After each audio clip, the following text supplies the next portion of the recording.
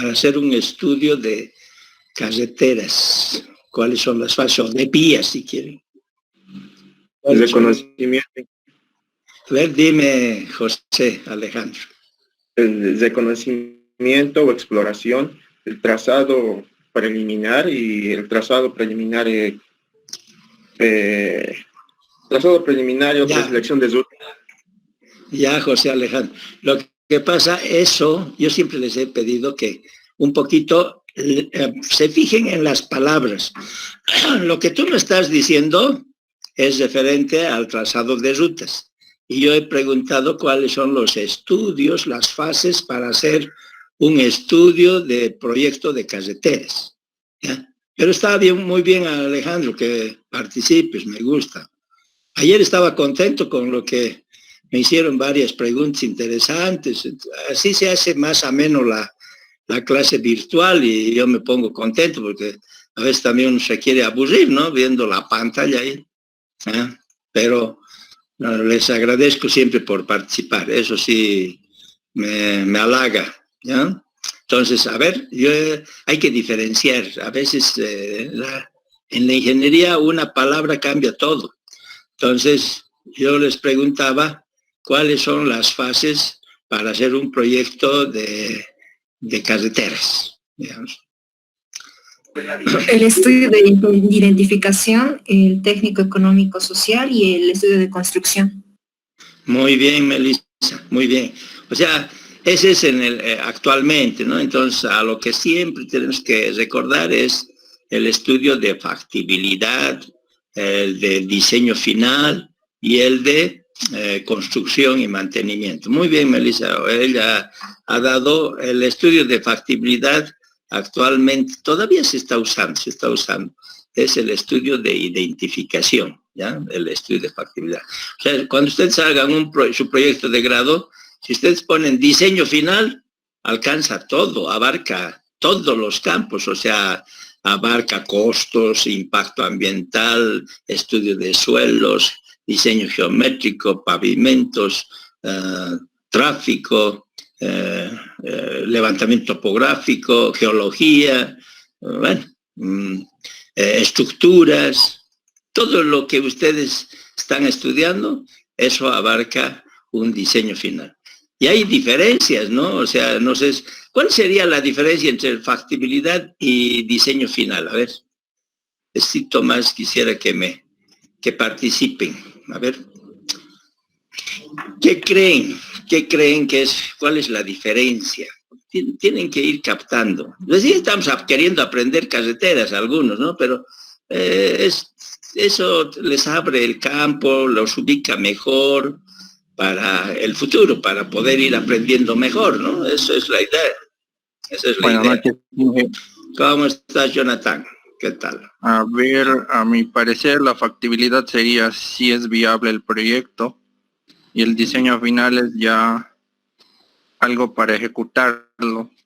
Ya, no, está bien.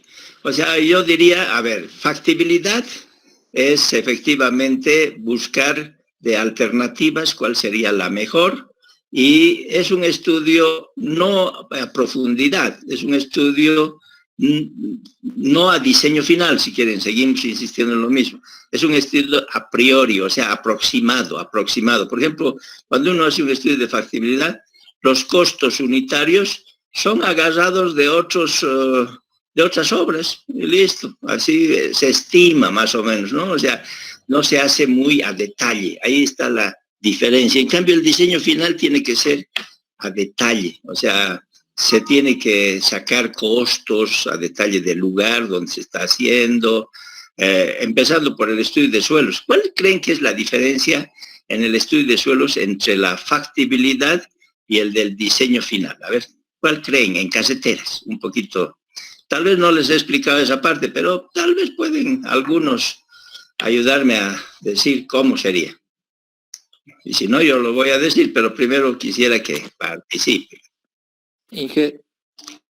Ya, aquí dice, por ejemplo, Celina en el chat, mayor cantidad de calicatas. ¿A cuál va a ser mayor cantidad de calicatas? ¿No? ¿En cuál? ¿En el factibilidad o en el diseño final, por ejemplo? Al diseño final, ya, está bien. O sea, para el diseño final mayor cantidad de calicatas. Pero ahora quiero tener una idea. ¿Cuánto serían las calicatas o las excavaciones que les he dicho? ¿Hasta qué profundidad? A ver, les vuelvo a preguntar, ¿hasta qué profundidad se hacen esas calicatas? Es el término más técnico, calicata. Podría decir pozo también. Hasta 1,50. Cindy, dime. De 1.2 a 1.50, dijo. Correcto, muy bien. ¿Y por qué hasta esa profundidad? A ver. ¿Por qué hasta esa profundidad deberíamos hacer las calicatas en las carreteras? ¿Pueden? 18:53, 136 personas. 135, dicen. Ya un poquito más esperamos. Hasta 18:55 hemos dicho, ¿no? ¿No? ¿No saben? Es por las cargas. Las cargas. Hasta esa profundidad se siente el impacto de los camiones. Ya, los esfuerzos, digamos, ¿no? Los esfuerzos llegan aproximadamente, los más pesados, hasta 1,20, 1,50. O sea, hasta esa profundidad a las partículas del suelo pueden llegar a sentir, digamos, esos esfuerzos. O sea, los esfuerzos de las cargas, ¿no? Está bien, hasta esa profundidad puede llegar los esfuerzos de los pesos de las cargas. Muy bien, 1,50. Ahora, yo preguntaba, ¿cuál es la diferencia? Alguien me dijo, Celina, parece, si no mal recuerdo, ¿no? Me dijo, mayor cantidad de calicatas cuando se hace diseño final. Pero hay una proporción más o menos. Eso está en las especificaciones técnicas, también está en el documento base de contratación, o sea, en varios lugares. Cuando tú te vas a adjudicar, también ahí en ese documento base de contratación te está diciendo qué distancias tienen que ser las calicatas para factibilidad y para diseño final. Entonces, más o menos es así. Para diseño final, para carreteras, es cada 250 metros. Cada 250 metros. Generalmente es al 3 bolillo.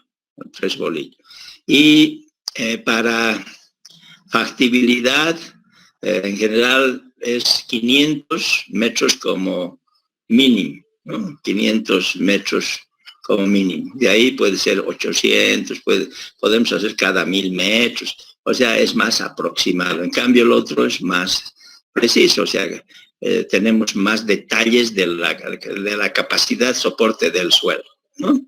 En cambio, si estuviera haciendo un aeropuerto, ¿cada qué distancia debería poner esas calicatas? A ver, ¿quién me puede decir? Fíjense, le estoy dando para diseño final 250 metros. Para aeropuertos, para diseño final, ¿cuánto creen? ¿Más? ¿Menos?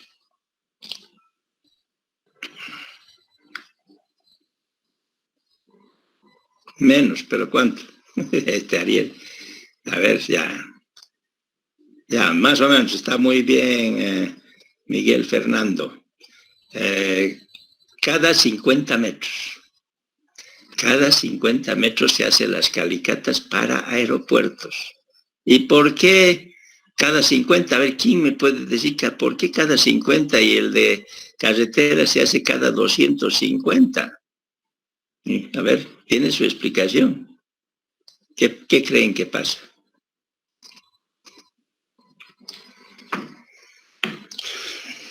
¿Pueden? No. ¿Por el largo de la pista, Inge?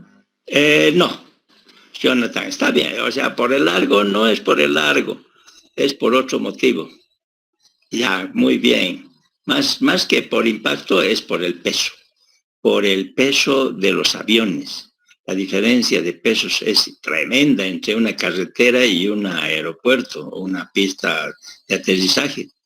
El avión pesa más o menos, o sea, vamos a Paul Guzmán, vamos a estar admitiendo que ya es tarde. Pesa 350 toneladas, 400 toneladas. un Jumbo, 450, ¿no?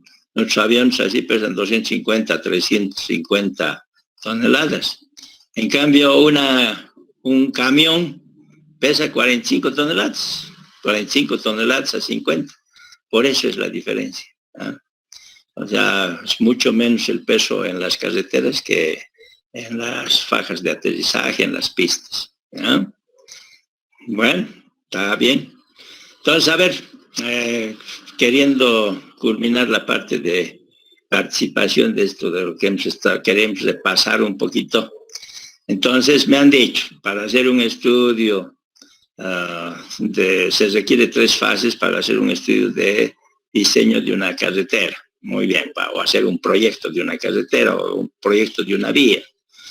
Pero ahora pasemos a los sistemas convencionales de trazado. ¿Cuáles son las etapas para hacer el sistema convencional de trazado de vías? Trazado, ahora estoy hablando de trazado ya también. ¿Cuáles serían? A ver.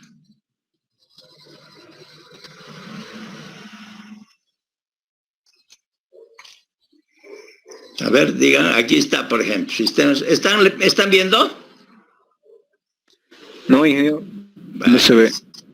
Ya no sé qué. No se ve, ingeniero. Ya, espérenme, a ver, espérenme un ratito.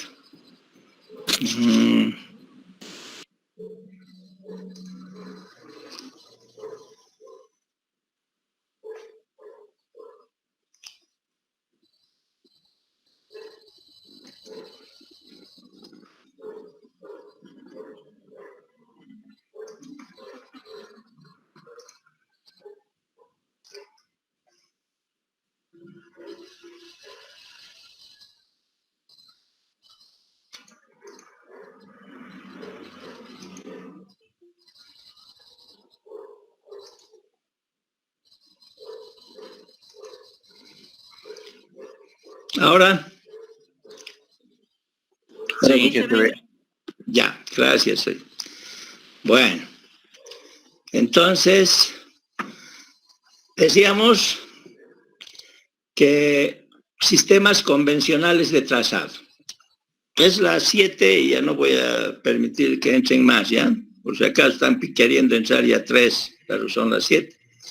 Bueno, entonces, recordaremos, para hacer un trazado y localizar una carretera, generalmente se cubren 5 etapas. O sea, cuando se va recién construir, o sea, se quiere construir una carretera. Entonces tenemos que empezar por estudios primero, ¿no? Antes de construir tenemos que tener el estudio, porque cuando son este tipo de obras no se hace directamente la construcción, sino que tienes que tener proyecto, ¿ya? Entonces, para estudios de trazado, para trazado y localización de una carretera, cubren 5 etapas que son. La primera, lo que me decían, reconocimiento o exploración. Hemos estado comentando bastante sobre esta primera etapa. A ratos uno diría, esto es mentira. No, es cierto que se hace. Cuando tienes, depende de qué tipo de vía vas a estar haciendo, ¿no? Por ejemplo, en general, para todos los tipos de vías tienes que hacer reconocimiento, uno con mayor detalle, otros con menos detalle, ¿no? Por ejemplo, si quieres hacer un diseño de una avenida en Cochabamba, no necesitas hacer demasiado reconocimiento ni nada, ¿no? O sea, tienes ahí, lo único que tienes que investigar cuáles son los planos urbanos de ese lugar, cómo se debe considerar el ancho de la calle, de la avenida, etcétera, ¿no? Cómo es su eje de ese camino, porque ya está definido la mayoría de las vías en la ciudad, ¿ya? Entonces, pero en el campo no. Entonces, por eso es que necesitamos hacer un reconocimiento y tratar de ver que busquemos una vía donde no haya mucha pendiente, donde sea más fácil hacer la construcción, todo eso. Y por ese motivo es que se hace el reconocimiento, ya hemos visto, ¿no ves? podemos hacer en avioneta, en animal, en caballo, podemos ir caminando, en vehículo, depende, ¿no? Entonces, lo interesante de esto es un bosquejo general de todo lo que sería la carretera que estamos queriendo empezar a estudiar y ver cuáles son los puntos primarios o principales de control, o sea, para poder empezar a ver cuáles serían las rutas posibles de unión, ¿no? O sea, ahí estamos haciendo un bosquejo, digamos, ¿no? O sea, una idea de qué va a pasar. ¿Con qué cosa? Con equipos de poca precisión. El reconocimiento se hace con equipos de poca precisión, ¿no? No necesitamos llevar ahí una estación total, nada, todavía no. Entonces, incluso les he dicho, se puede ir con un eclímetro, un clisímetro, esos son niveles de mano para tener idea por dónde conviene que vaya la posible futura carretera, ¿no? O sea, y ver alternativas. Generalmente alternativas, cuando uno dice, tiene que haber dos, por lo menos dos. Si hay 3, 4, 5, bueno, pues puede haber varias posibilidades, ¿no? Para poder unir estos dos puntos primarios, ¿ya? Entonces, una vez que se ha hecho el reconocimiento, se hace un informe y se dice, bueno, ya, aquí vamos a arrancar. Entonces, primero vamos a la segunda etapa. La segunda etapa es el trazado antepreliminar o selección de ruta. En base a los puntos primarios y secundarios, por ejemplo, hemos dicho puntos secundarios que son de control también. Por ejemplo, buscamos un abra, les he dicho, o sea, entre dos picos, entre dos cerros, un lugar más fácil de poder cruzar esos cerros. Entonces, esos se denominan abras. Entonces, en nuestro país, ¿no? Abras. Entonces, por ahí, para que pueda atravesar la carretera. Entonces, eso se llaman puntos secundarios. Les dije otro. Si estoy queriendo cruzar un río que tiene un ancho de 400 metros, no voy a buscar el que tenga más ancho, sino voy a buscar el que sea de menos ancho el río, ¿no? Para poder hacer un puente y que sea más económico, porque a medida que aumento más la longitud es más costoso. Entonces buscamos un lugar más angosto para cruzar ese río. Entonces, eso se llaman puntos secundarios. O sea, cuando uno hace una carretera, siempre existen algunos lugares que por ahí debería pasar la carretera. Por ejemplo, podría ser una población. Si yo tengo una población, punto primario A y un punto primario B, a la mitad de eso podría haber un pueblo. Y bueno, pues si vale la pena, habría que cruzar por ese otro pueblo. Y ese entonces se llama un punto secundario de control, ¿ya?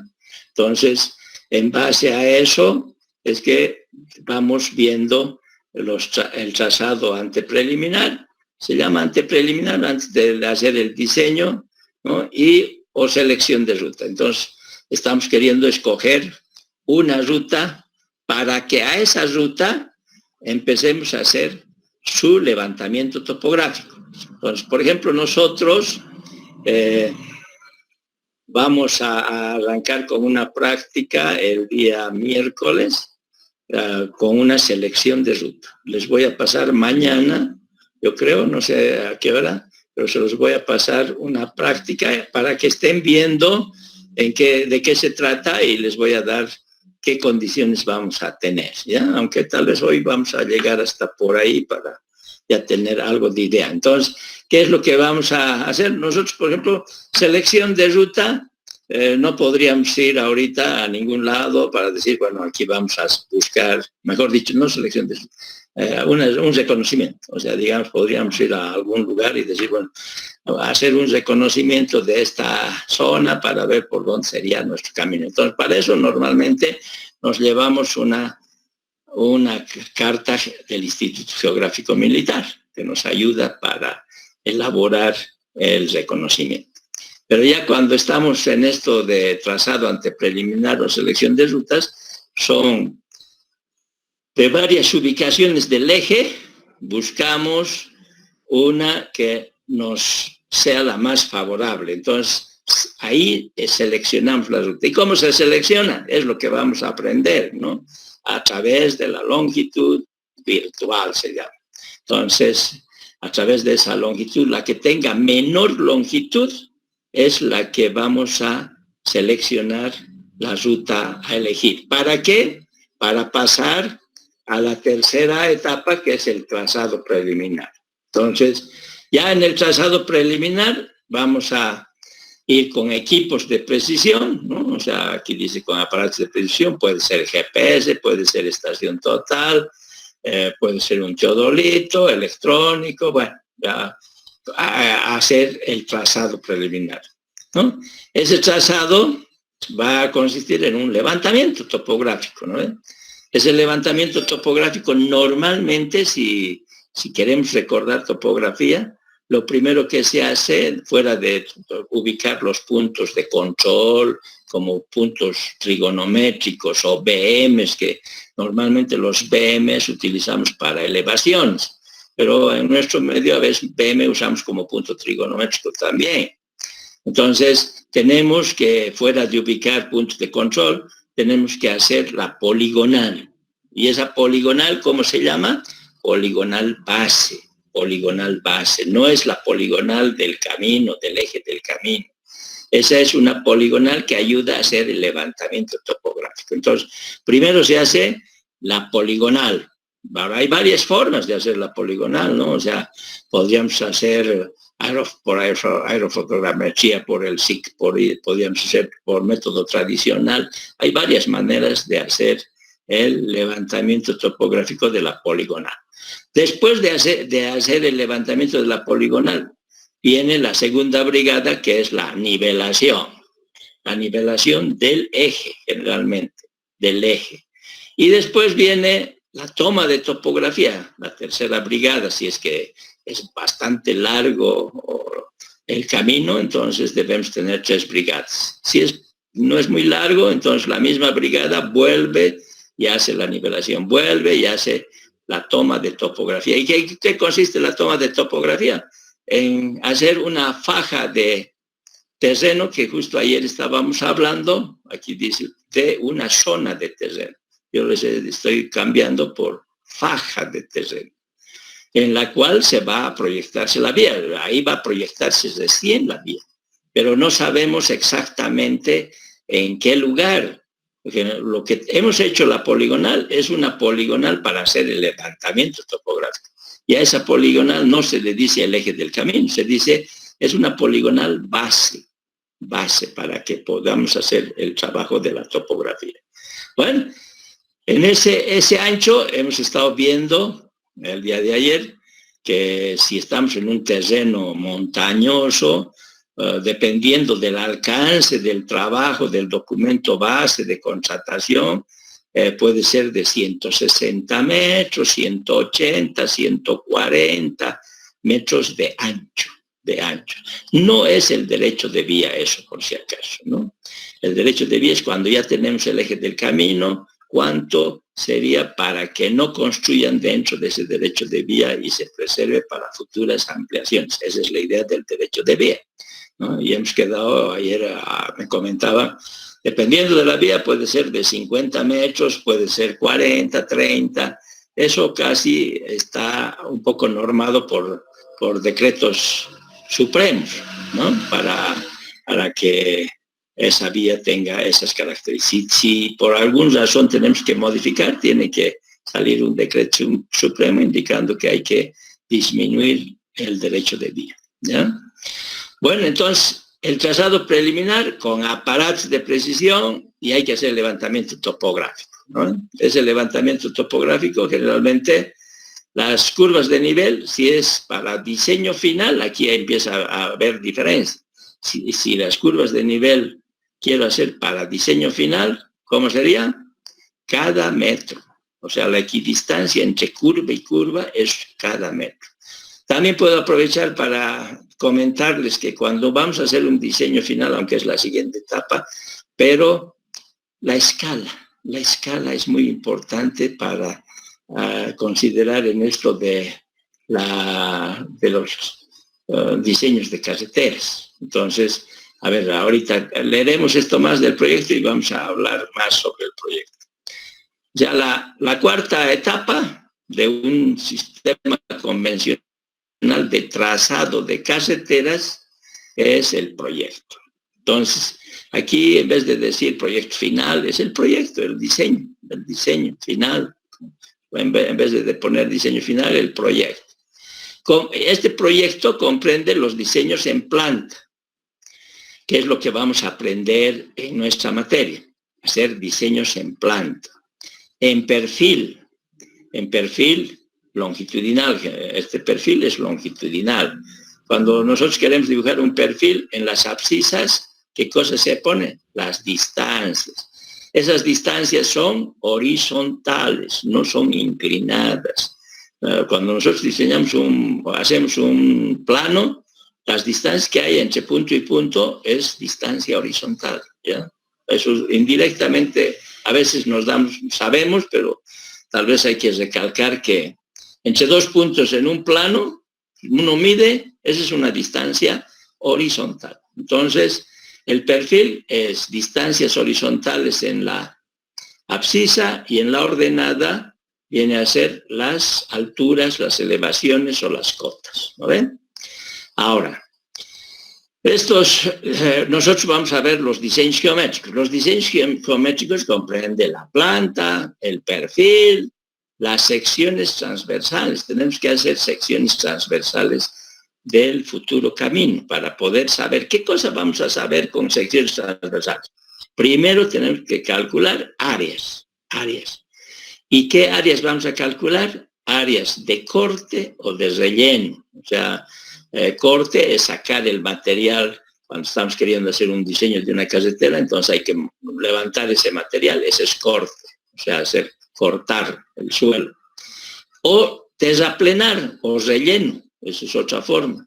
Eso quiere decir aumentar material, o sea, aumentar material para que se arme el camino. O sea, hay lugares que necesitamos a veces rellenar con material seleccionado. Entonces rellena, eso es un terraplén, ¿ya? Entonces, fíjense, nosotros vamos a participar de hacer un diseño en planta, en perfil, secciones transversales, les decía, primero se hacen para calcular áreas.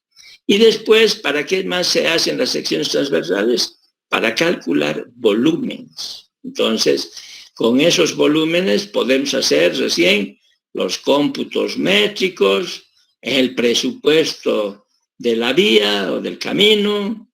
¿Ya? Eso se elabora generalmente cuando ya estamos haciendo el proyecto en la oficina, ¿no? En oficina se hace el estudio del proyecto, del diseño. Ya nos han pasado la topografía, ¿no? El levantamiento topográfico. Entonces, ese diseño lo vamos a hacer en base a normas y especificaciones que regulan el diseño geométrico de las vías, ¿ya? Entonces, esta parte es lo que correspondería a nosotros a aprender más para hacer los diseños de las carreteras. Entonces, diseño geométrico vamos a hacer, si se acuerdan, el primer día o el segundo día de clases les he comentado, ¿qué es diseño geométrico? Diseño geométrico es el ordenamiento de los elementos físicos, tales como alineamientos horizontales. ¿Y cuáles son los alineamientos horizontales? Justamente la planta. Ese es alineamiento horizontal. Estoy queriendo cambiar la palabra. En vez de decir planta, yo puedo decir alineamiento horizontal. Después, ¿qué más comprende el diseño geométrico? El alineamiento vertical, que vendría a ser el perfil. ¿Ya? Es otra forma de decir. En vez de decir perfil, yo puedo decir alineamiento vertical. Después, ¿qué más? El diseño geométrico comprende las secciones transversales, ¿no? ¿Y para qué? Para cumplir con normas y especificaciones y que la carretera sea segura, o sea, la idea del diseño geométrico es que queremos que sea segura, económica, ¿no? Y durable dentro de lo racional, durable. O sea, no, en nuestra vida aquí en la Tierra no dura toda una vida, todo siempre va a ir, nosotros nos morimos, o sea, siempre hay que no dura eternamente, ¿no? Entonces, por eso es que decimos que queremos hacer un diseño que sea durable dentro de lo racional. O sea, nosotros podemos hacer un diseño por 10 años, por 20 años, no podemos hacer por 100 años. ¿Por qué no podemos hacer por 100 años? Por los altos costos, porque si yo digo voy a hacer para 100 años una carretera, quiere decir que tengo que satisfacer harto volumen de tráfico que va a ir apareciendo en los 100 años, entonces necesito más carriles, va a costar mucho más esa carretera, pues. Y quiero que dure hasta los 100 años, ese es el periodo de diseño, cuando yo quiero que dure 100 años. Pero entonces es muy utópico. ¿Por qué es muy utópico? Porque no se aconseja hacer esos diseños tan largos, con plazos largos. O sea, esos son como planeamiento a largo plazo. No se hace así porque no se sabe qué va a pasar en ese lugar. Puede desaparecer por un terremoto, por diferentes motivos, por enfermedades, puede desaparecer la población, en vano has hecho esa carretera. Y además por las inversiones, son muy grandes. Entonces, generalmente hacemos por unos periodos de diseño racionales. ¿Cuáles son esos periodos de diseño?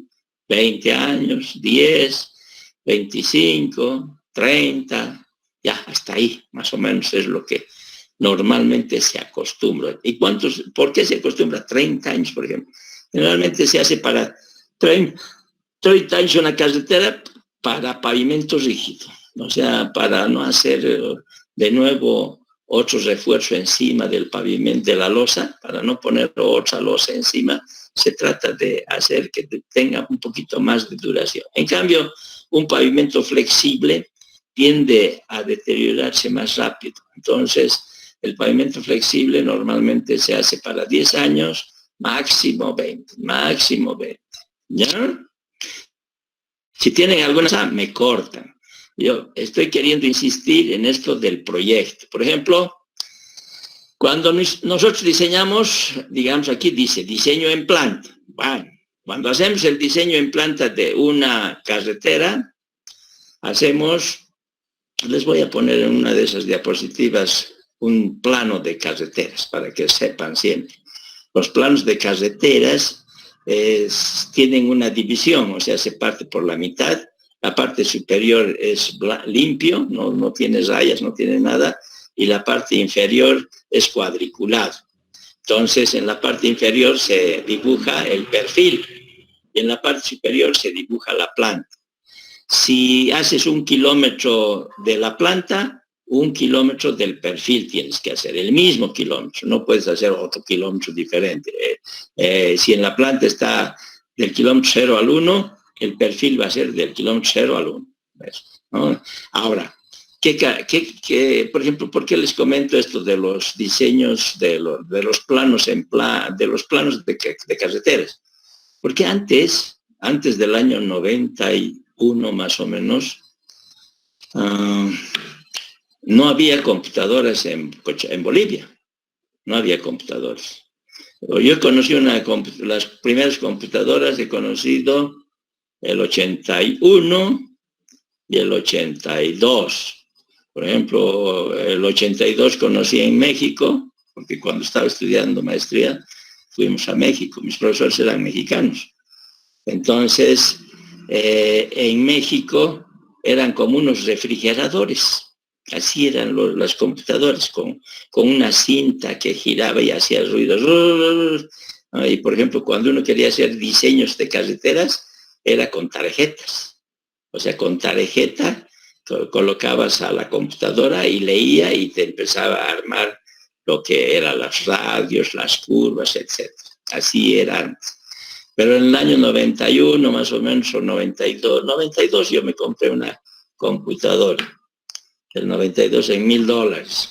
Y me compré los programas para hacer el auto civil en carreteras, y aunque ustedes no crean, yo compré en $6,000. $6,000, y el AutoCAD en otros $6,000, con licencias. ¿No? Ahora parece que ustedes compran en 10 pesos, 20 pesos, ¿no? Entonces, en esa época yo compré así en $12,000 la inversión para poder hacer harto diseño de carreteras. Entonces, antes de que haya computadora, se vendían en las librerías papel, o sea, hojas para planos de carreteras, para hacer diseño de carreteras. Y vuelvo a repetir, uno compraba en las librerías la mitad blanco y la otra mitad cuadriculada. Entonces, en la cuadriculada se hacía el perfil longitudinal. Una cosa muy importante del perfil longitudinal es que en carreteras se deforma. ¿Qué quiere decir deformar?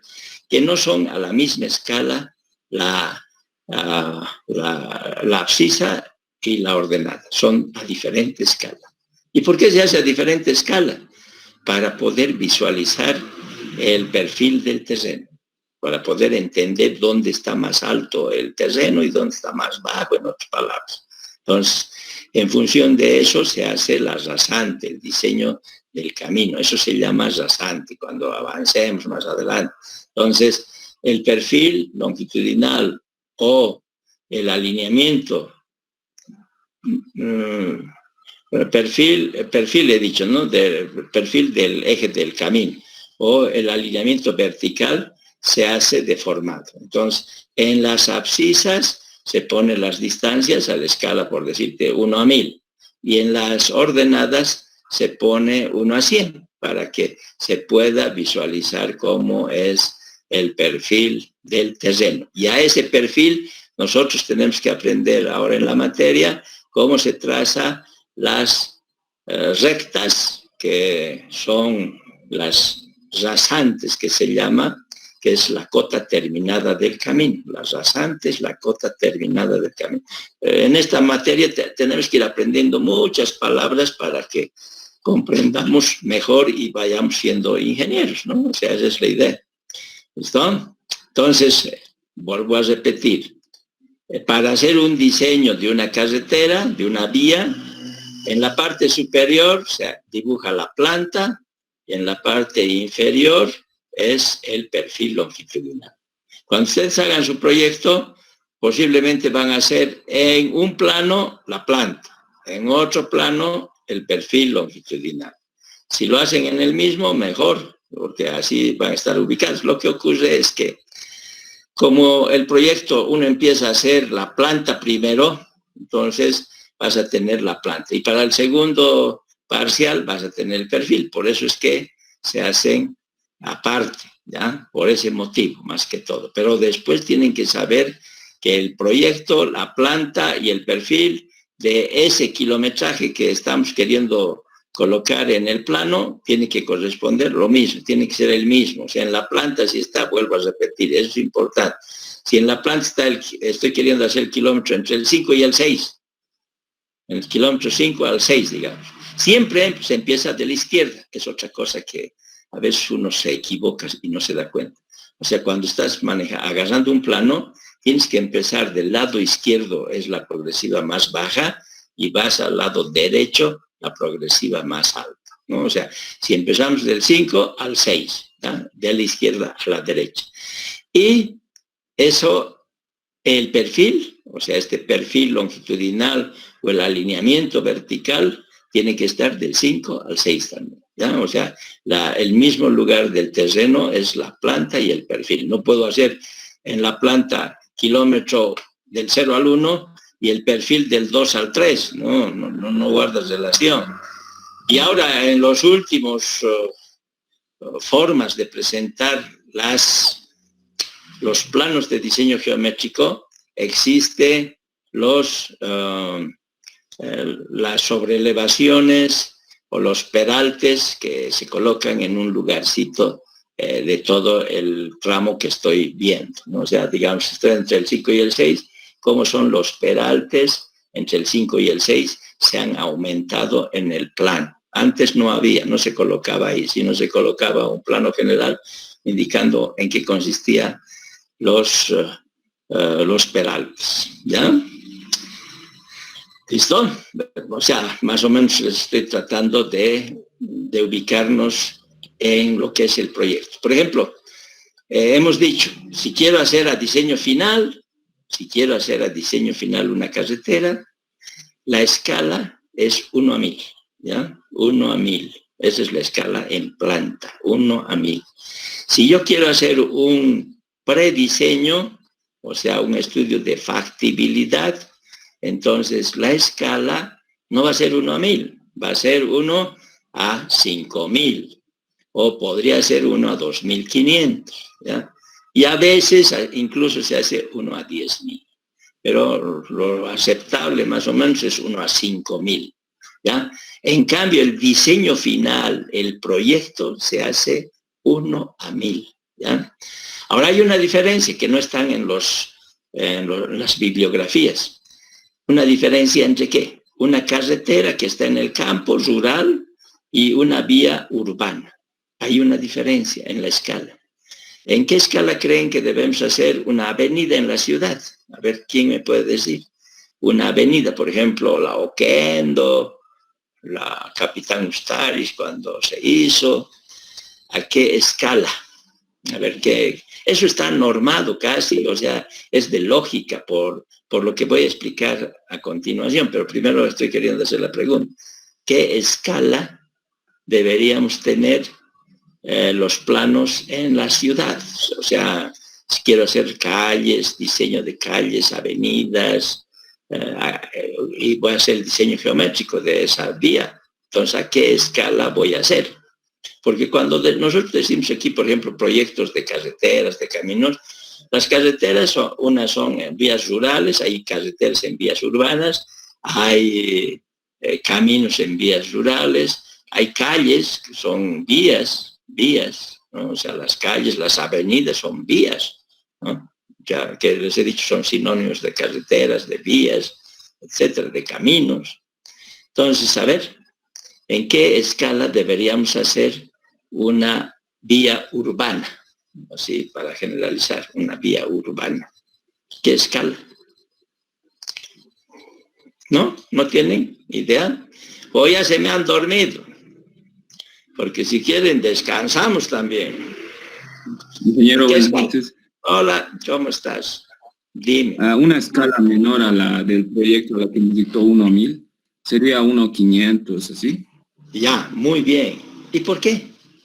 ¿Por qué 1 a 500? Está correcto, muy bien. ¿Qué apellidas? Guarayo Conde David. Guarayo, espérame un ratito, voy a anotar. Carreteras Guarayo. ¿David? Conde. Sí. ¿Conde? Sí. Ya, ¿y tu nombre? David. Eso.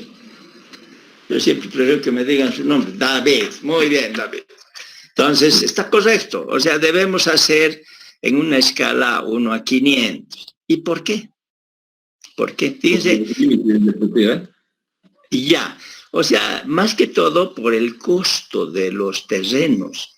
En áreas urbanas tienen un costo más de plusvalía mayor el terreno. Entonces, el hecho de que tú hagas en escala 1 a 1000 y quieres ver si le estás afectando 10 centímetros, no se ve en escala 1 a 1000. Entonces, por eso es que tenemos que cambiar la escala y hacer 1 a 500, porque en general la gente, la población, siempre anda con que le has quitado 5 centímetros de terreno al vecino y a veces hasta se matan, ¿no? O sea, hay asesinatos por quererse entrar al terreno o quitarle 5 centímetros. Entonces, para hacer un diseño coherente de una vía urbana, es que la escala se acostumbra, o sea, yo les hablo con experiencia, en hacer 1 a 500. Ahí se va cambiando, ¿eh? 1 a 500. ¿no? Y las curvas de nivel en diseño final, en escala para un proyecto a diseño final, las curvas de nivel son cada metro, equidistancia de 1 metro, ¿ya? Eso es lo que se estila. En cambio, si estoy haciendo un estudio de factibilidad, hemos dicho en escala 1 a 2.500, 1 a 5.000, entonces las curvas de nivel pueden estar cada 5 metros, cada 3 metros, 2 metros, bueno, depende, pero digamos cada 5 metros, una equidistancia de cada 5 metros para un poco generalizar, ¿no? Para ver que mientras un proyecto a diseño final tienes que tener una escala de, o mejor dicho, curvas de nivel cada metro, en el estudio de factibilidad puedes tener cada 5 metros, ¿no? Muy bien, eso es así, ¿ya? Perfecto. Entonces, los cómputos, por ejemplo, métricos, tienen que ser exactos, o sea, son para diseño final. En cambio, para un prediseño podemos estimar más o menos, o sea, no necesitamos gran exactitud, porque estamos tratando de tener una idea general. Entonces, el presupuesto, por ejemplo, para diseño final tiene que ser a detalle, o sea, adecuado, todo lo que corresponde, se saca el precio de lo que es real, ¿no? En cambio, para un estudio de factibilidad podemos estimar algunos ítems, ¿no? Por ejemplo, pónganse Misikuni. Cuando se ha hecho el estudio de factibilidad, no se han hecho exactamente la cantidad de perforaciones para determinar qué tipo de rocas era en los 20 kilómetros del túnel. Entonces, se hicieron menos. Entonces tenía más o menos la idea de qué tipo de roca era. Entonces, porque dependiendo del tipo de roca, ustedes han debido escuchar Peniansky, si es que han llevado rocas. Peniansky, por ejemplo, es una forma de clasificar las rocas a través de Peniansky. Entonces, en función de ese tipo de rocas, necesitamos pernos de anclaje, necesitamos ademes, necesitamos hormigón lanzado. Bueno, entonces, todo eso, cuando hacemos un estudio de factibilidad, no ponemos a detalle porque no tenemos mucha información. En cambio, para el diseño final, sí, tenemos que tener más exactitud, ¿no? Así como me han dicho hoy al empezar la clase, las calicatas en el suelo, o para hacer un camino, hemos dicho cada 250, ¿no? Pero para hacer un estudio de factibilidad no necesitas cada 250, puede ser cada 500, cada 1000 metros, o sea, aproximado, nada más. No estamos sacando a detalle, ¿ya? Está muy bien. Pero entonces todo esto tiene que cumplir con normas, muy importante, con normas y especificaciones que nos sirve para hacer el diseño geométrico. A ver, trataremos de ir aprendiendo algunas cositas más, aunque todavía no estamos entrando, pero podemos aprovechar. Cuando yo hago diseños en planta, digamos, a ver, los diseños en planta, o sea, el alineamiento horizontales. Ese alineamiento horizontal o en planta, ¿de qué está compuesto? A ver, piensen un poquito. Esto les va a servir de mucho para poder entender mejor el diseño geométrico, ¿no? O sea, esa es la idea. A ver, vuelvo a repetir. Yo quiero hacer el diseño, fíjense, aquí está, diseño en planta. Vale, entonces, tienen que imaginarse en qué consiste el diseño en planta. Eso es lo que estoy queriendo preguntar. O sea, ¿de qué está compuesto el diseño en planta? O sea, es como si ustedes estuvieran en un avión, bueno, una avioneta, lo que sea, desde el aire, y ven el camino. ¿De qué está compuesto ese camino? Eso es lo que queremos aprender aquí en este momento para irnos ubicando un poquito mejor, nada más, ¿no? O sea, porque después vamos a seguir comentando lo mismo. Entonces, aquí dice, comprende los diseños en planta. Ya, bueno, entonces está bien, diseños en planta, pero ahora quiero empezar a profundizar diseños en planta. ¿Qué es? ¿Qué viene a ser? O sea, ¿de qué está compuesto un diseño en planta o un camino en planta? Un camino, si quieren ver un camino, desde el aire vemos un camino. ¿De qué está compuesto ese camino? O sea, cuando estemos en el aire, ¿de qué cosa vemos? Eso es lo que estamos queriendo aprender ahorita. A ver. Ingeniero, dime. Dime, discúlpame. Curvas y rectas. Ya, a ver, curvas dices, ¿no ve? ¿Qué te llamas? Yuhra García, Alejandra. Olga García. Yuhra García, Yuhra, ya Alejandra. estoy sordo. Espérame.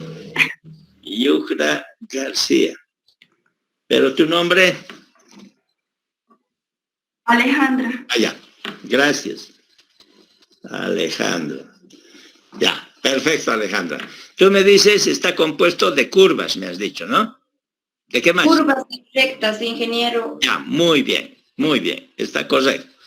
Fíjense, estamos viendo desde el aire un camino y queremos ver, comparar qué es la planta, ¿no? O sea, aquí es diseñar, pero nosotros ya estamos queriendo ver un camino y de qué está compuesto la planta. Entonces, Alejandra me dice de curvas y rectas. Efectivamente, o sea, si vemos desde el aire, hay unos lugares rectos y después hay unas curvas, correcto. Pero ahora profundicemos un poquito más.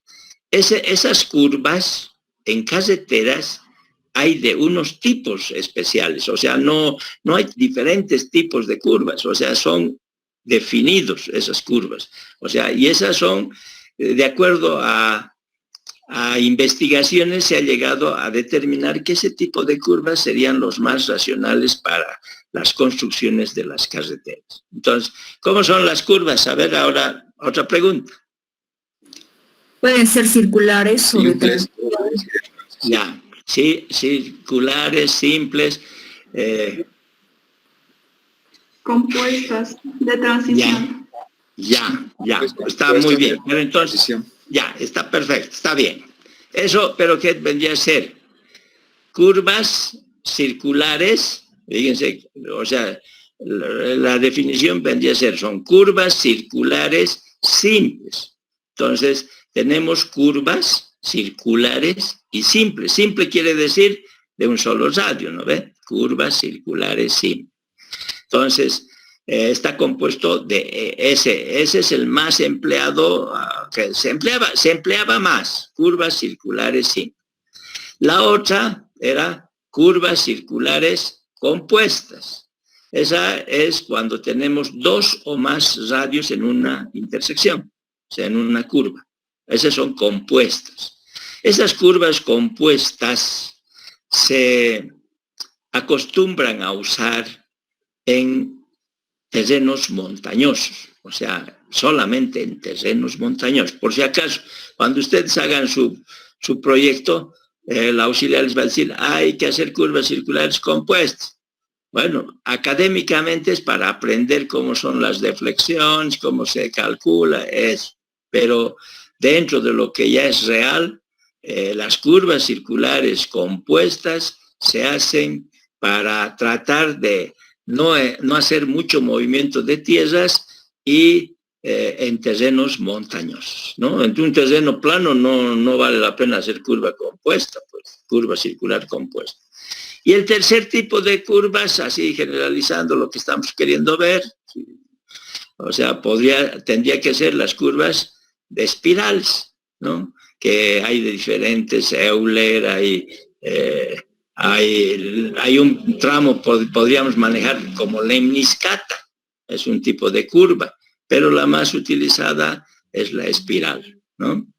Entonces, las curvas de transición que son las espirales. Entonces, esas comprenden una parte de transición, una curva que es una espiral, después viene una curva circular, una parte de la curva circular y de nuevo una curva de transición o espiral. ¿No ven? Está muy bien. Entonces, de eso está compuesto la planta. Y eso es lo que tenemos que aprender, a hacer los diseños de la curva circular simple, después de la curva circular compuesta y después de la curva de transición. Muy bien, eso es lo que comprende la planta, ¿ya? Ahora, aquí es cuando ya empezamos, por ejemplo, cuando estos días hemos estado queriendo aprender que para velocidad mínima de carreteras era 30 kilómetros por hora, hemos dicho, ¿no ven? 30, la que normalmente deberíamos tener como mínimo. Entonces, ese 30 kilómetros está relacionado con el radio de la curva circular. Entonces, para esos 30 kilómetros por hora, el radio sería aproximadamente, fíjense cómo aplico una palabra, aproximadamente, sería 30 metros. ¿No? Sí. ¿Y por qué cambia? A ver, ¿por qué yo digo aproximadamente? ¿Cuál sería el motivo para que no sea exacto 30? ¿Cuál es el que cambia? ¿Cuál es el que te puede modificar? A ver, ¿quién me dice? Eso pueden, a ver, ya pueden, hermanos. A ver, ¿me han entendido o no? Si no, repito. Puede ser que el automóvil está con velocidad que no es constante, o sea que es una velocidad variada. No, digamos, podría influir, pero suponte que esté dentro de lo racional. O sea, está yendo a una velocidad y no está cambiando, entonces, diga, no hay, que no sea ese el motivo. Otro. ¿Podría repetir, ingeniero, por favor? Ya. Lo que he estado queriendo decirles es, si yo tengo una curva, hemos dicho que esa curva, si yo estoy queriendo hacer con una velocidad de proyecto de 30 kilómetros por hora, 30 kilómetros por hora es la velocidad mínima aconsejable en carreteras, es lo que, para empezar, 30.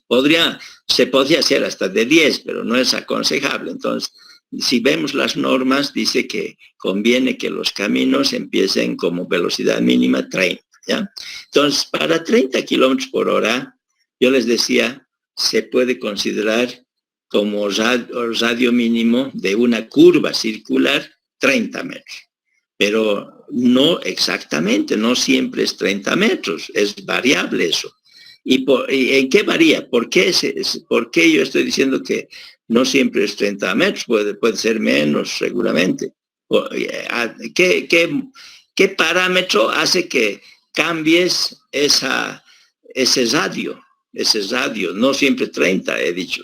¿No? O sea, se puede manejar 30 como una idea de que para velocidad de proyecto de 30 kilómetros por hora, radio mínimo 30. Pero hay un parámetro que hace que puedas disminuir o aumentar, en general disminuir ese radio, el radio. O sea, en vez de 30 puedo ir bajando, pero ¿qué es lo que tengo que cambiar? Es lo que estoy queriendo.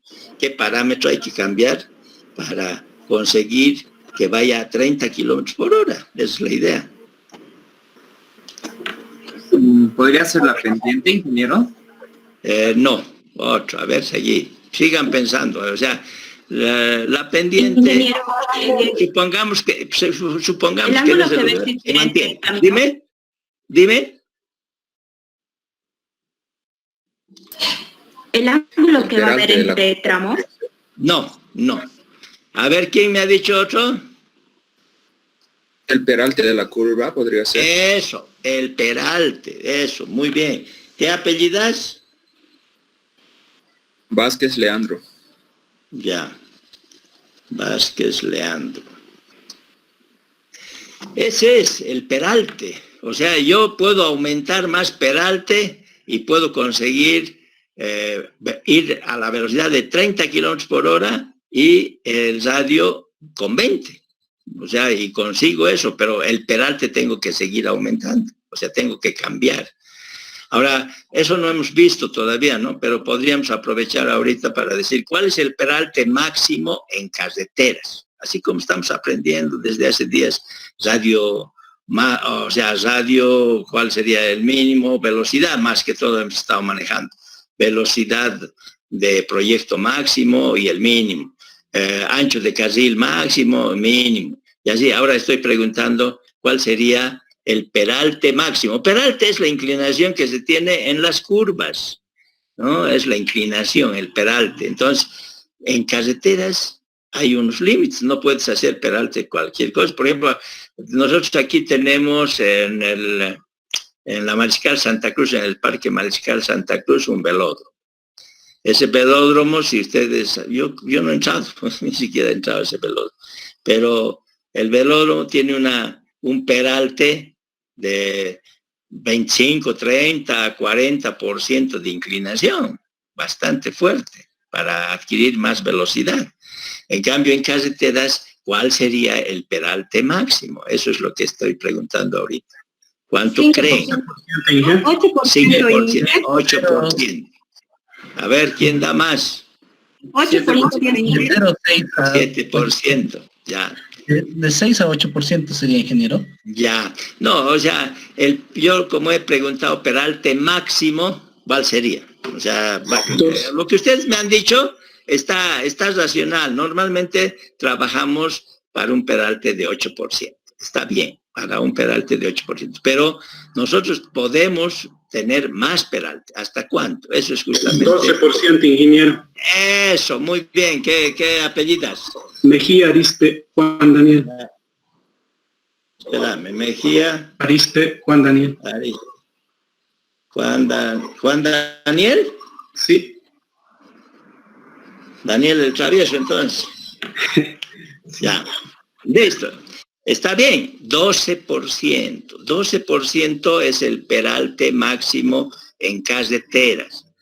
¿Cuál es el peralte máximo en un área urbana? En una área urbana. Peralte máximo. O sea, la implicación. ¿Cuánto? 5. Ya. O sea, generalmente 5 o menos de 6, digamos. A veces se maneja así en general. Menos de 6. 5 está bien, 4 puede ser, 3. ¿Y por qué es eso? Porque no queremos que unas viviendas queden enterradas, digamos, o al revés, ¿no? O sea, queremos como vías urbanas, entonces el peralte no necesitamos que sea muy fuerte, o sea, podemos hacer con 3, 4, así. Como máximo es 6, pero vuelvo a repetirle siempre, los máximos y los mínimos en carreteras como parámetros, siempre hay que jugar con no los máximos y mínimos, siempre hay que tratar de que sea un intermedio, ¿no? Por ejemplo, si nosotros vamos a hacer una carretera, velocidad mínima 30, entonces todas las curvas de la carretera tendría que ser para velocidades de 30 kilómetros por hora, pero eso no está aconsejable, no está bien. Conviene subir a 40, 50, donde se pueda. Ahora, donde no se pueda, claro, pues hay que poner 30, pero no podemos hacer un proyecto donde todo esté con los mínimos, por ejemplo, ¿no? Entonces, por ejemplo, este peralte que estamos manejando ahorita, que les he preguntado, es en función de máximos, no de mínimos. De máximos es. Fíjense cómo hay parámetros que son máximos, hay otros que son mínimos, ¿ya? O sea, no siempre todos son mínimos así. Algunos, como el peralte, no puede haber más. Por eso dice máximo 12%, ¿ya? Está muy bien, así me gusta que participen, ¿ya? Entonces, a ver, seguro hay algunos que están conmigo del Carlos Vera. A ver, ¿qué otra curva les enseña el ingeniero Carlitos Vera? En planta. Estamos hablando que de curvas en planta. A ver, ¿quiénes han llevado con él? ¿Nadie?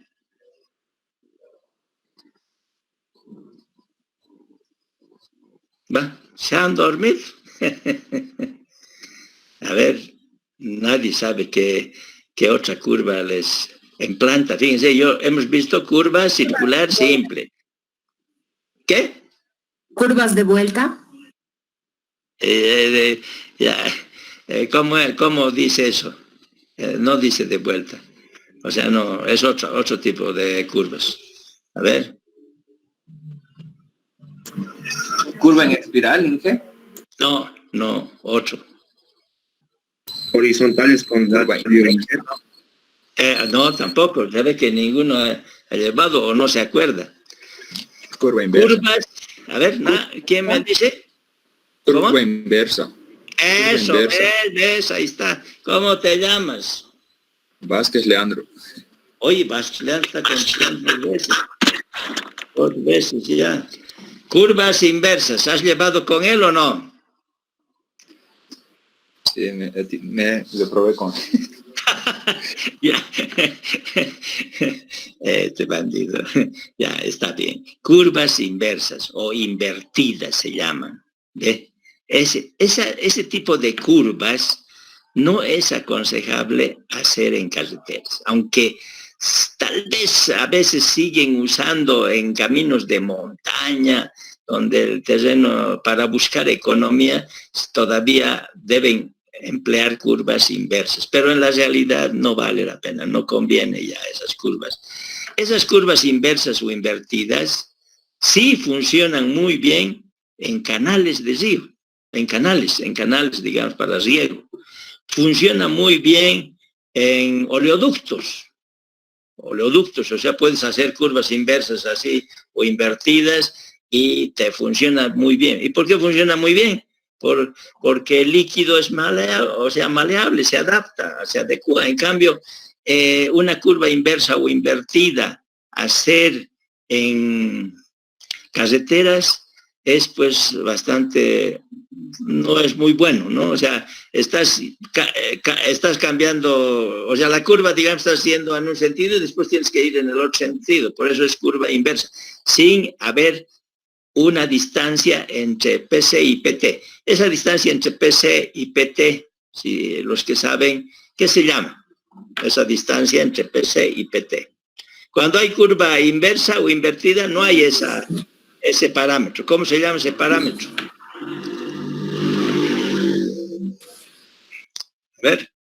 A ver, vayan repasando.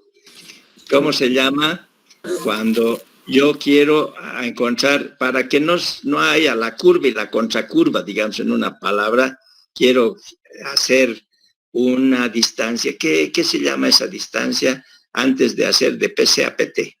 O sea, de principio de principio de tangente a principio de curva. ¿Cuerda larga, ingeniero? No. Entre tangente, ingeniero. Entre tangencia, muy bien. ¿Qué te llamas? Quispe Tezazas, Zené Pablo. Ya, espérame. Quispe Tezazas, Zené. Ya me diste una vez. Muy bien, muy bien. Ya. Está muy bien, ¿ves? Se llama entretangencia. Los que no se acuerdan tienen que irse acordando y aprendiendo. O sea, es una distancia que normalmente tratamos de colocar para que no haya esa curva inversa o invertida, para que tengamos un cambio gradual para entrar a la otra curva. Esa entretangencia, como mínimo, más o menos, depende de la velocidad, todo, pero mínimo 30 metros, ¿no? Una entretangencia de 30 metros. Muy bien. Veamos el perfil. ¿De qué está compuesto el perfil o el alineamiento vertical? A ver, lo que estamos viendo ahorita nos sirve para irnos ubicando mucho mejor cuando estemos haciendo los diseños. No es que nos estamos aquí queriendo o dormir o no aprender. Queremos que todo lo que estamos queriendo ver puedan usar después, ¿no? Entonces, el perfil, por ejemplo, así como hemos hablado, la planta, ya saben ahora la planta de qué está compuesto. Eso es lo que quiero que aprendan. De rectas, ¿no? Rectas. Está compuesto de curvas circulares simples, curvas circulares compuestas y curvas de transición. Eso es principalmente.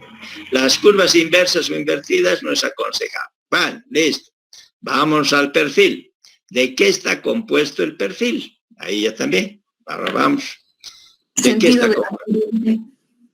¿De qué? Sentido de la pendiente. Ya, digamos, de la pendiente, pero ¿qué se llama eso de la pendiente? Es como que tiene un nombre, digamos. Distancias, elevaciones, ingeniero. Ya, no tanto. A ver, sigan. Ya, no tanto. A ver, sigan. Curvas verticales, ingeniero. Ya, bueno, muy bien, es uno de los partes, pero lo que tus compañeros estaban queriendo era buscar el otro término, o sea, me han dicho de pendientes, así. Esos son las rasantes, o sea, el perfil está compuesto de una pendiente, que es la rasante, puede ser así también. O sea, no me han dado completamente mal los que anteriormente me han comentado de un perfil de pendientes, así. Pero yo quiero el perfil, más que todo, está compuesto de rectas, pero esas rectas son inclinadas por la pendiente, ¿no? O sea, por eso es que yo digo las rasantes. Las rasantes generalmente no son horizontales, son con pendientes. Entonces, la recta esa está compuesta por pendientes, pero que son las rasantes. Y con otra recta que tenemos ahí una curva vertical. Esa curva vertical, ¿qué se llama? ¿Qué tipo de curva vertical es? Es una curva parabólica, Inge. Ya, muy bien. ¿Cómo te llamas? Antesana Miguel. Antesana Miguel.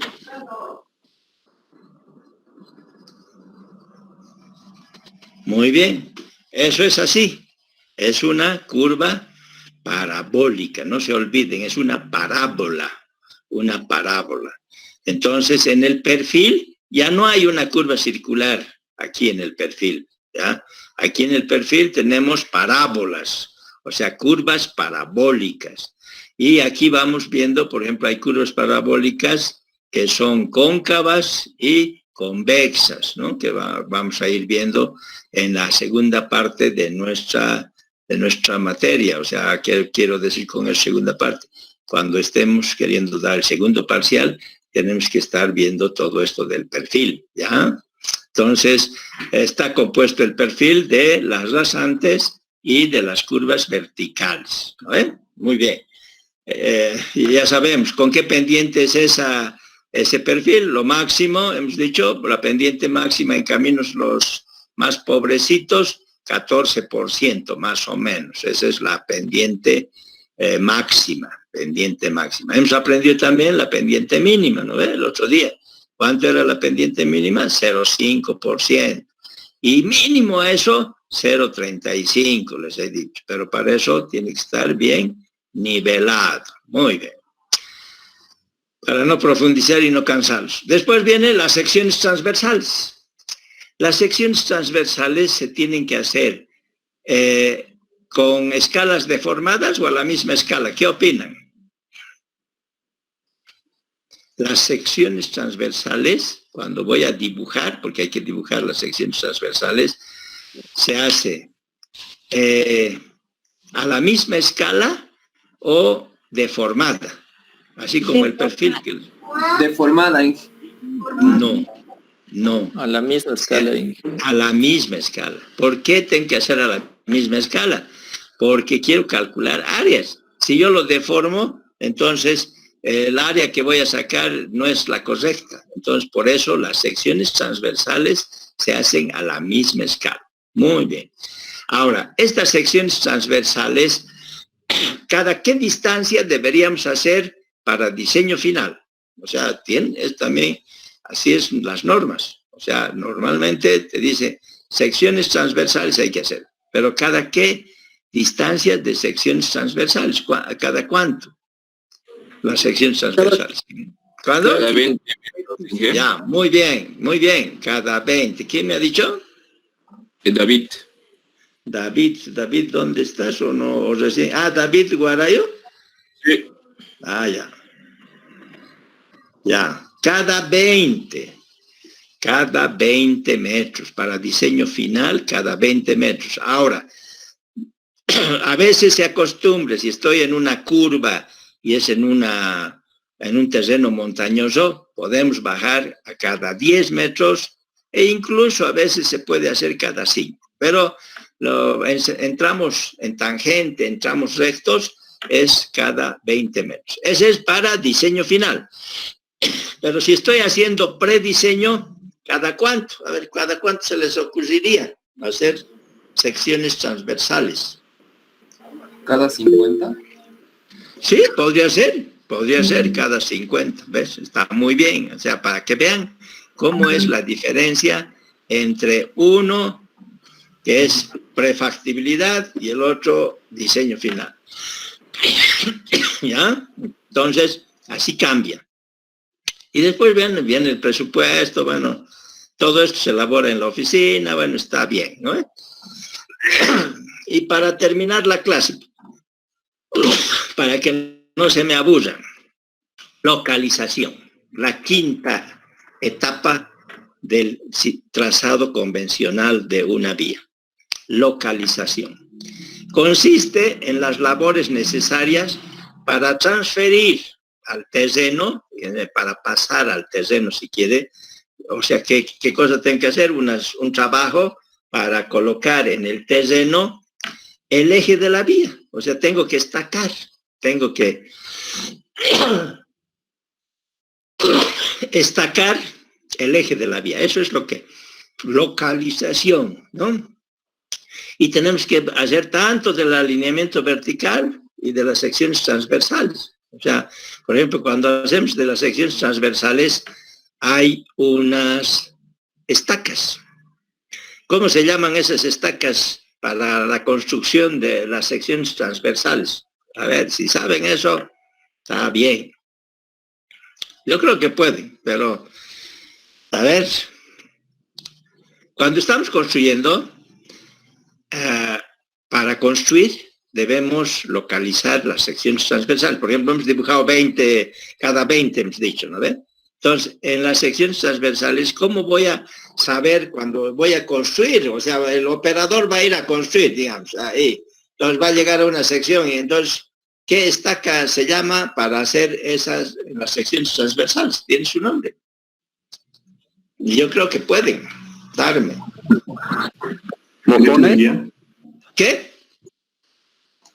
¿Derecho de vía? No, estacas.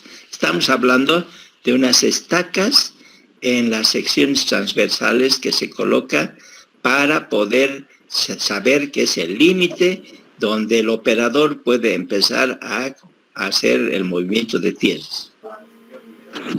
¿Mojones, Inge? No. Explanación. No, o sea, estamos... No, o sea, ¿estacas de qué?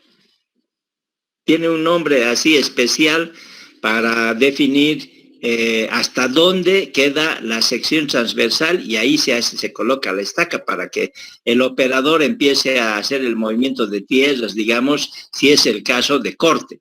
Y si es en terraplén, igual se coloca esa estaca para que se sepa hasta ahí se va a rellenar. ¿No son los chaflanes, Inge? Eso, muy bien. ¿Cómo apellidas? Ibaza Heredia, Iván. Ibaza Heredia Iván. O sea, a mí me gusta que me digan Iván Ibaza, listo, Iván. Muy bien, gracias. Eso es. A ver, fíjense, en las secciones transversales se coloca unas estacas, que son los límites, hasta dónde se va a hacer el movimiento de tierras, nada más, no es hasta el derecho de vía, nada de eso. Y eso se llaman estacas de chaflán, o sea, al topógrafo se le dice, bueno, me pones las estacas de chaflán, entonces empieza a marcar dónde va a ser. ¿No? Aquí, por ejemplo, dice estacado del eje para cortes y terraplenes, eso es una cosa. Estacado de taludes, este estacado de taludes para cortes y terraplenes, esa es la estaca de chaflán. Y después estaca, o sea, se puede decir estacado de taludes, ¿no? Pero estacado de chaflán. ¿Vale? Y el otro es estacado de puntos de referencia, o sea, de los puntos de control, es poner mojones, digamos, tal vez la palabra estacado no valdría la pena, aquí debería ser mojones de puntos de control o de referencia, ¿no? ¿Listo? Entonces, la localización, la última etapa del trazado de una ruta, es en transferir, en pasar toda la información del plano al terreno. Y eso es estacar, hay que estacar, o sea, debemos estacar el eje del camino, los taludes y los puntos de control. ¿Para qué? Para poder hacer adecuadamente la localización y empezar con la construcción. ¿Ya? Eso es Eso es lo que la quinta etapa. ¿Está bien? Bueno, ¿no tienen preguntas? ¿Está más o menos entendido? Entonces, el día de mañana yo... Dime. Una pregunta. Dime. Usted nos habló del detalle que tienen que tener los experimentos o las pruebas que se hace al terreno para cierto camino. Si es de ciudad va a tener tal detalle el levantamiento, por decir. Pero maquinaria aprendido que existen caminos alternos, digamos, a la fuente de agua o al botadero. ¿Qué detalle tiene que tener el análisis de estos caminos? A ver, de lo que te estoy entendiendo, O sea, a ver, yo te voy a contar una cosa que me ha pasado hace años, ¿no? O sea, yo estaba haciendo unos proyectos de carreteras para ¿para quién era? Para el Servicio Nacional de Caminos. Entonces, mi supervisor me dice, me he ganado un trabajo, ¿bueno? Y me lo puedes hacer el diseño, me dice, el diseño geométrico. ¿Y de qué lugar? Le digo. La avenida ecológica. Eso, por ejemplo, hice también. La avenida ecológica. La que va a Tiquipaya. Esa. Entonces, le digo, ya, te lo voy a hacer. Porque él me estaba haciendo pagar las planillas, o sea, en cierta forma como retribución, digamos. Me dijo, ¿me puedes ayudar? Bueno, era de no sé qué partido y le habían dado. Entonces se lo hice, el diseño. Y me dice, Lucho, házmelo las especificaciones técnicas, justo un poco referente a lo que tú me estás queriendo comentar, ¿no? Pero yo le digo, las especificaciones técnicas, ya no, eso ya también, ¿cómo me vas a pedir? Eso tú puedes nomás, tranquilo, le digo. Bueno, y no le hice. Bueno, pasó el tiempo. Y un día estaba en mi vehículo y escucho en la radio, dicen, los concejales de Tiquipaya están molestos con el diseño de la avenida ecológica. Ay, yo me asusto y digo, ¿y qué ha pasado? ¿No? Entonces escucho y dice, imagínense, las especificaciones señalan que hay que dinamitar las calles, o sea, deben usarse dinamita. O sea, entonces yo dije, mi amigo se ha copiado unas especificaciones de una carretera y lo ha mandado así, sin corregir. Entonces, cuando tú tienes que hacer un proyecto así de vía urbana, tienes que hacer en las especificaciones, tienes que ir viendo qué es lo que vas a necesitar. Entonces, él lo que hizo, agarró de una carretera donde había que hacer explosivos, usar explosivos, dinamita, y lo puso pues en el proyecto. Entonces se asustaron y dijeron, aquí va, es una vía urbana. Entonces fíjate, por ahí empieza, de las especificaciones técnicas empieza. Entonces, ese mi amigo, ¿cómo habría solucionado? Ya no lo veo desde esas épocas, parece que se ha ido a Estados Unidos, ¿qué sería? Bueno, la cuestión es que las especificaciones técnicas ya te están dando las pautas necesarias para cómo vas a construir, ¿no? Por ejemplo, dentro de la ciudad, a veces uno quiere usar unos equipos muy pesados, de 20 toneladas, por decirte, es unas compactadoras, que si empiezas a usar esas, los vidrios de las viviendas van a rajarse, se van a romper, entonces hay que saber hasta qué límites puedes usar, ¿no? Entonces está bien el comentario que me dices, pero es así, hay que hacer especificaciones técnicas de construcción, ¿no? Entonces, ¿cómo tienes qué van a usar, cómo van a ser los botaderos, como tú estás comentando, en qué lugares son adecuados? ¿No? Generalmente los botaderos hay que colocar en lugares donde no afecten a las quebradas o a las torrenteras, ¿no? Porque después esos botaderos hay que tratar de ponerles plantaciones, arbolitos, hacer que el medio ambiente no cambie por estos desechos de material, ¿no? Esos son los buzones. Entonces, antiguamente, cuando construían las carreteras, agarrabas lo que sobraba y lo botabas a la quebrada y listo, ahí quedaba. Y así es, ahora ya no. Ahora te exigen dentro de las normas, ir a lugares, guardar en unos buzones para que en ese lugar pueda mantenerse el ecosistema y no se note lo que ha habido estos desechos y esos cambios. ¿Ya? ¿Listo? ¿Está bien? ¿Más o menos? Sí, ingeniero, mi pregunta más iba a el plano, digamos, de estas vías alternas hacia el botadero, digamos, ¿tiene que estar bien detallado o puede estar a medias? Puede o con estar... un equipo de Ya, o sea, mientras tú hagas unos planos con más detalle, tu proyecto está muy bien. Así tienes que entender. Si tu plano es medio jeroglífico que no entiendes vos mismos, está mal tu proyecto, ¿no? Entonces, cuanto más detalles tengas, va a ser mejor. Pero a veces en esto que tú me estás comentando, justo en estos caminos de acceso a los buzones, etcétera, hay que hacer sobre la marcha generalmente. Hay detalles de la construcción que no están, no todo está. Entonces, a veces, por eso es que hay supervisión, hay fiscalización, para primero, por ejemplo, la supervisora, ¿qué hace antes de empezar la construcción? Hace una revisión del proyecto. Hay que revisar todo el proyecto.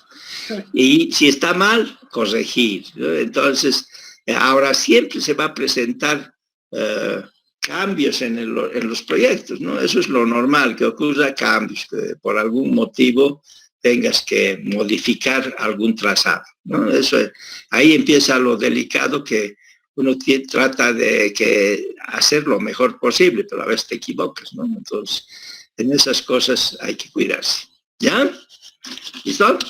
Bueno, sí, no hay de qué. Una pregunta. A ver, dime. Es una consulta. Hace ya unos años, por lado de Sipe, vi a unos comunarios hacer un camino, pero mi duda era que no utilizaban ningún instrumento de precisión, solo han hecho voladuras y un tractor. No he visto ni topógrafo, ni instrumentos así que calibren la pendiente, eso. Y sé bien que al usar dinamita se necesita permisos y... Correcto. Es la duda, no sé cómo habrán hecho, si habrá sido algo legal, pero era casi en el cerro. Sí. Así, construyendo montañas y destruyendo árboles y todo eso. Sí, no, tú tienes toda la razón, así han hecho. O sea, sin tratar de cumplir con normas, sin tratar de que se haga lo mejor posible, o sea, han resuelto, ya haremos un camino, ya haremos por aquí, listo. O sea, a veces se puede hacer de esa forma, ¿no? Son caminos rutinarios, o sea, caminos así hechos por los comunarios para tratar de sacar sus productos. Entonces, si les pescan, o sea, si no tienen una autorización, entonces podrían molestarlos. Pero si notas, en nuestro medio todo ocurre y nada pasa. Todo ocurre y nadie hace nada. Tenemos un desorden tremendo en todo aspecto, ¿no? Entonces, tú tienes toda la razón, deberían hacerlo con cierto criterio, todo, pero así hacen, ¿no? O sea, son comunarios que resuelven querer ayudarse entre ellos y hacen para sacar más que todos sus productos. Esa es la idea, sacar sus productos y como sea, no importa, ¿no? Entonces se contratan, se alquilan, se acotan para tener un tractor y abrir una brecha y listo, así es. ¿Listo? Bueno, pero gracias por el comentario y me agrada, ¿ya? Bueno, entonces nos vemos, si Dios quiere, el miércoles. Nos vemos, ¿ya? Chao. Chao. Nos vemos. Chao, un gusto. Nos vemos. Chao.